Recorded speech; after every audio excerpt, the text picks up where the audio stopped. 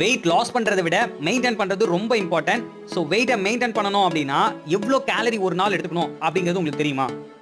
மைல்டா நீங்க weight loss பண்ணணும் அப்படின்னா ஒரு நாளைக்கு எவ்வளோ கேலரி எடுத்துக்கணும்? ½ kg வெயிட் லாஸ் பண்றதுக்கு எவ்வளோ கேலரி எடுத்துக்கணும்? 1 kg வெயிட் லாஸ் பண்றதுக்கு எவ்வளோ கேலரி எடுத்துக்கணும் அப்படிங்கிறது ரொம்ப கிளியரா உங்க ஹைட், வெயிட், ஏஜை வச்சு நம்ம நெட்லயே வந்து கண்டுபிடிச்சிடலாம். எப்படி அப்படின்றத இப்போ நான் சொல்ல போறேன். ஸோ எப்படி அப்படின்னு பாருங்க. கூகுள் குரோம் ஓபன் பண்ணிக்கோங்க.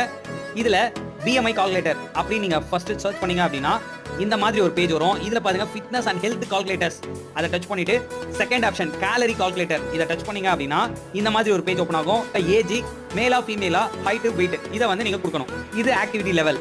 இதுல நீங்க எந்த கேட்டகரியில் வரீங்கன்னு பாருங்க. ஸோ உதாரணத்துக்கு நான் 4 to 5 டைம்ஸ் வீக்லி நான் ஆக்டிவிட்டி பண்றேன் அப்படின்னு நான் கொடுத்துக்கிறேன்.